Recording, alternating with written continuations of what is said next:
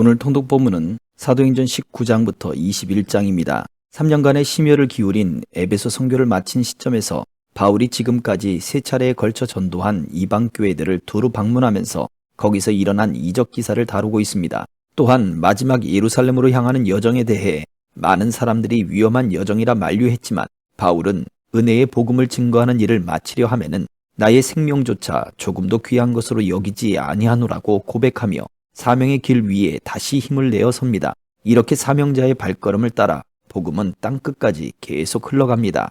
사도행전 19장. 아볼로가 고린도에 있는 동안 바울은 윗지방을 거쳐서 에베소에 도착했습니다. 거기서 그는 몇몇 제자들을 만났습니다. 바울이 그들에게 여러분은 믿을 때 성령을 받았습니까? 라고 물었습니다. 그들이 대답했습니다. 아니요, 우리는 성령이 있다는 사실도 듣지 못했습니다. 그래서 바울이 말했습니다.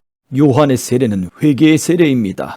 그는 백성들에게 자기 뒤에 오실 분을 믿으라고 했는데 그분이 바로 예수입니다. 그들은 이 말을 듣고 곧바로 주 예수의 이름으로 세례를 받았습니다. 바울이 그들에게 손을 얹자 성령이 그들에게 내려 그들이 방언으로 말하며 예언하게 됐습니다. 그들은 모두 12사람 정도였습니다. 바울이 회당으로 들어가 석 달 동안 담대하게 말하며 하나님 나라에 대해 강론하고 설득했는데 그 가운데 몇 사람은 마음이 완고해져 믿기를 거부하고 공공연하게 그 가르침을 비방했습니다. 그래서 바울이 그들을 떠나 제자들을 따로 데려다 두란노 서원에서 날마다 가르쳤습니다. 이 일이 2년 동안 계속돼 아시아 지방에 사는 모든 유대 사람들과 그리스 사람들이 주의 말씀을 듣게 됐습니다. 하나님께서는 바울의 손을 통해 특별한 기적을 일으키셨습니다. 바울의 몸에 닿는 손수건이나 앞치마를 가져다 환자들에게 대기만 하면 그들의 병이 낫고 악한 영들이 떠나갔습니다. 사방을 돌아다니며 귀신을 쫓아내는 유대 사람들 가운데 어떤 이들도 주 예수의 이름으로 악한 영들을 쫓아내려고 했습니다. 그들은 바울이 전파하는 예수를 힘입어 내가 너희에게 명령한다 라고 말했습니다.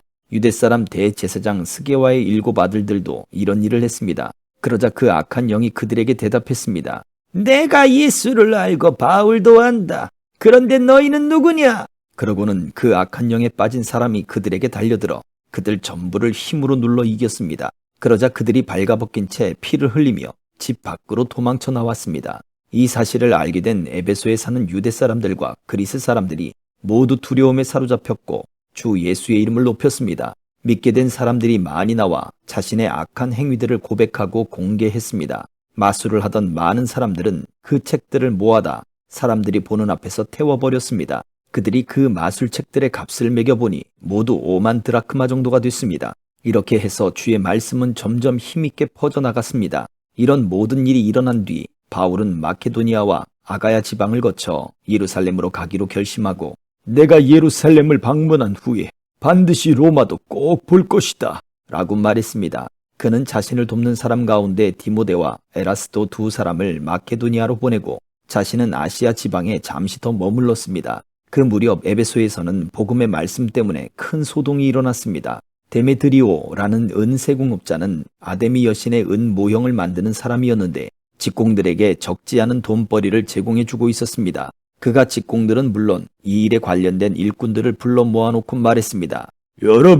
여러분도 알다시피 우리가 이 사업으로 소득이 꽤 좋았습니다. 그런데 여러분도 보고 들은 대로 바울이라는 이 사람이 여기 에베소뿐 아니라 아시아 온 지방에서 사람이 만든 신은 신이 아니다라며 많은 사람들을 설득해 마음을 돌려놓고 있습니다. 이렇게 되면 우리 사업의 명성이 떨어질 뿐 아니라 위대한 여신 아데미 신전의 명예도 실추되고 아시아 지방과 전 세계에 걸쳐 숭배되고 있는 이 여신 자체도 그 신성한 위엄을 잃을지도 모르는 위험이 있습니다. 그들이 이 말을 듣자 화가 치밀어 올라 에베소 사람들의 아데미 여신은 위대하다! 고 소리 높였습니다. 그러자 도시는 순식간에 온통 소란스러워졌고 사람들은 마케도니아에서부터 바울과 동행한 가이오와 아리스다고를 붙잡아 일제히 연극장 안으로 몰려들어갔습니다. 바울이 사람들 앞에 나서려고 했지만 제자들이 말렸습니다. 바울의 친구인 그 지방의 관리들도 사람을 보내 바울더러 위험을 무릅쓰고 연극장 안으로 들어가지 말라고 간곡히 권했습니다. 연극장 안에서 어떤 사람은 이 말을 하고 또 다른 사람은 저 말을 하는 통에 모인 곳은 아수라장이 됐습니다. 심지어 자기들이 왜 그곳에 모였는지 모르는 사람들도 대부분이었습니다. 유대 사람들이 군중 가운데서 알렉산더를 앞으로 밀어냈습니다. 그러자 그는 조용히 하라고 손짓하고 사람들 앞에서 변호하려고 했습니다. 그러나 그가 유대 사람임을 알아챈 그들은 모두 한 목소리로 에베소 사람들의 아데미 여신은 위대하다! 라며 2시간 동안이나 외쳐댔습니다. 마침내 에베소 시청 서기관이 사람들을 진정시키고 말했습니다. 에베소 시민들이여, 이 에베소 도시가 위대한 아데미의 신전과 하늘에서 내려온 그 신상을 지키고 있는 것을 온 세상이 다 알지 않습니까? 이것은 부인할 수 없는 사실이므로 이제 여러분은 진정하고 경솔한 행동을 삼가야 합니다. 여러분은 이 사람들이 신전 물건을 도둑질하거나 우리 여신을 모독한 것도 아닌데 이곳으로 끌고 왔습니다. 그러므로 데메드리오와 그 동료 직공들은 누구를 고소할 일이 있다면 법정이 열려 있고 거기 총독들도 있으니 거기서 고소하면 될 것입니다. 그 밖에 여러분이 제기하고 싶은 문제가 더 있다면 그것은 정식 집회에서 해결해야 할 것입니다. 오늘 일로 인해 우리는 소란죄로 고소당할 위험이 있습니다. 그럴 경우에 우리가 이유 없이 일어난 이 소동에 대해 해명할 길이 없을 것입니다. 그는 이렇게 말한 뒤 그 집회를 해산시켰습니다. 20장. 소동이 끝나자 바울은 제자들을 불러 격려한 뒤 작별하고 마케도니아 지방으로 떠났습니다. 그는 그 지방을 두루다니면서 사람들에게 많은 격려의 말을 해주었고 마침내 그리스에 도착해 그곳에서 3달 동안 머물렀습니다. 그는 거기서 배를 타고 시리아로 가려고 했는데 유대 사람들이 그를 해치려는 음모를 꾸미자 마케도니아를 거쳐 시리아로 돌아가기로 결심했습니다. 바울과 동행한 사람은 베레아 사람 브로의 아들 소바더, 데살로니가 사람 아리스타고와 세군도, 더베 사람 가이오, 디모데, 아시아 사람인 두기고와 드로비모였습니다. 이 사람들은 먼저 드로아에 가서 우리를 기다리고 있었습니다. 그러나 우리는 무교절 후 빌립보에서 배를 타고 떠나 5일이 지나서야 드로아에서 다른 일행과 합류하게 됐습니다. 그곳에서 우리는 7일을 지냈습니다. 안식 후 첫날에 우리는 빵을 떼기 위해 모였습니다. 바울이 사람들에게 말씀을 전했는데 그는 다음날 떠날 예정이었기 때문에 강론은 한밤중까지 계속됐습니다. 우리가 모여있는 다락방에는 등불이 많이 켜져 있었습니다. 유두고라는 청년이 창가에 앉아 있다가 바울이 쉬지 않고 이야기하는 바람에 깊이 잠이 들었습니다. 골아떨어진 그는 그만 3층에서 떨어지고 말았습니다. 일으켜보니 그는 이미 죽어 있었습니다. 바울이 뛰어내려가 유두고 위에 엎드려 그를 껴안고 말했습니다. 소란 피우지 마시오. 그에게 목숨이 있어. 그러더니 바울은 다시 위층으로 올라가 빵을 떼어 먹은 후 날이 셀 때까지 오랫동안 강론을 하고서 떠났습니다. 사람들은 살아난 청년을 집으로 데려가 많은 위로를 받았습니다. 우리는 먼저 출발해 배를 타고 아소로 가서 그곳에서 바울을 태울 예정이었습니다. 그가 거기까지 걸어가기로 했기 때문에 미리 약속해둔 것입니다. 우리는 아소에서 바울을 만나 그를 태우고 미둘레네로 갔습니다. 그 이튿날에는 그곳에서 배를 저어 기오 맞은편에 이르렀고 그 다음날 3호를 지나 그 이튿날에는 밀레도에 도착했습니다. 바울은 아시아 지방에서 지체하지 않으려고 에베소를 지나쳐 가기로 했습니다. 그는 가능하면 오순절에 맞춰 예루살렘에 도착하려고 서둘렀던 것입니다. 밀레도에서 바울은 에베소로 사람을 보내 교회 장로들을 불러오게 했습니다. 장로들이 도착하자 바울이 말했습니다. 내가 아시아 지방에 처음 간 그날부터 내가 여러분과 함께 있는 동안 어떻게 살았는지는 여러분이 잘 알 것입니다. 내가 모든 겸손과 눈물로 주를 섬겼고 유대 사람들의 음모로 시련도 많이 당했습니다. 여러분도 알다시피 나는 여러분에게 유익한 것이라면 무엇이든 주저하지 않고 전했고 공중 앞에서 또 집집마다 방문하면서 여러분을 가르쳐 왔습니다. 유대 사람들과 그리스 사람들 모두에게 회개하고 하나님께 돌아와 우리 주 예수를 믿어야 한다고 선포했습니다. 그리고 지금 나는 성령의 강권하심 가운데 예루살렘에 가려고 합니다. 그곳에서 내가 무슨 일을 당할는지 알 수 없습니다. 오직 내가 아는 것은 어떤 도시에 가든지 감옥과 고난이 나를 기다리고 있을 것을 성령께서 내게 증거해 주실 뿐입니다. 그러나 나는 내가 달려갈 길과 주 예수께서 내게 주신 사명, 곧 하나님의 은혜의 복음을 증거하는 사명을 다 완성하기 위해서라면 내 생명을 조금도 귀한 것으로 여기지 않습니다.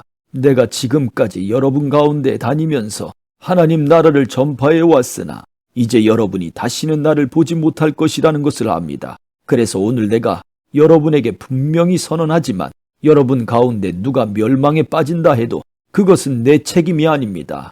나는 하나님의 모든 뜻을 주저함 없이 여러분에게 전파했기 때문입니다. 여러분은 자신과 양떼를 잘 살피고 조심하십시오. 성령께서 여러분을 감독자로 세우셔서 하나님께서 자기 피로 사신 교회를 돌보게 하셨습니다. 내가 떠나고 나면 흉악한 이리떼 같은 거짓 선생들이 여러분 가운데 들어와 양떼를 해치려 할 것을 압니다. 또한 여러분 가운데서도 사람들이 들고 일어나 제자들을 빼내 자기들을 따르게 하려고 진리를 왜곡할 것입니다. 그러므로 정신을 똑바로 차려 깨어 있어야 합니다. 내가 3년 내내 여러분 모두에게 밤낮 쉬지 않고 눈물로 훈계한 것을 잊지 마십시오. 이제 내가 여러분을 하나님과 그분의 은혜의 말씀에 맡깁니다. 그 말씀이 여러분을 든든하게 세워 거룩함을 입은 모든 사람들 가운데 기업을 받게 하실 것입니다. 나는 그 누구의 은이나 금이나 옷을 탐낸 적이 없습니다. 여러분도 알다시피 나는 나와 내 일행이 필요한 것을 손수 벌어서 썼습니다. 이처럼 내가 모든 일에 모범을 보였으니 여러분도 약한 사람들을 도우며 주는 것이 받는 것보다 복이 있다라고 하신 주 예수의 말씀을 기억해야 합니다. 바울은 이 말을 마치고 나서 그들 모두와 함께 무릎을 꿇고 기도했습니다. 그러자 그들은 모두 소리내어 울면서 바울을 껴안고 입을 맞추었습니다. 다시는 그의 얼굴을 보지 못할 것이라는 말 때문에 그들은 더욱 슬퍼하며 바울을 배타는 곳까지 전송했습니다. 21장.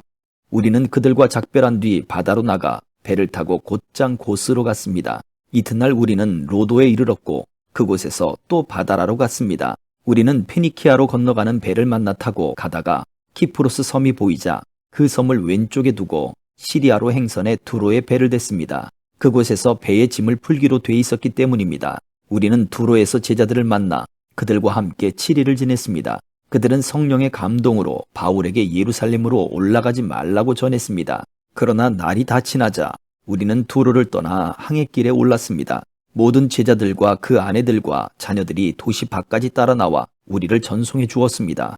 우리는 그곳 바닷가에서 무릎을 꿇고 기도했습니다. 서로 작별 인사를 나눈 뒤 우리는 배에 올랐고 그들은 집으로 돌아갔습니다. 우리는 두로에서부터 여행을 계속하다 돌레마이에 도착해 형제들에게 인사하고 그들과 함께 하루를 지냈습니다.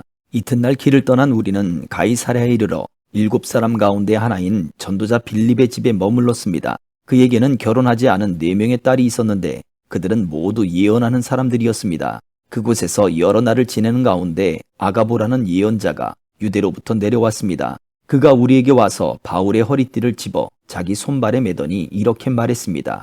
예루살렘의 유대 사람들이 이 허리띠 주인을 이렇게 동염해 이방 사람들에게 넘겨줄 것이라고 성령께서 말씀하십니다. 우리는 이 말을 듣고 그곳 사람들과 함께 바울에게 예루살렘에 올라가지 말라고 간곡히 구원했습니다. 그러자 바울이 대답했습니다.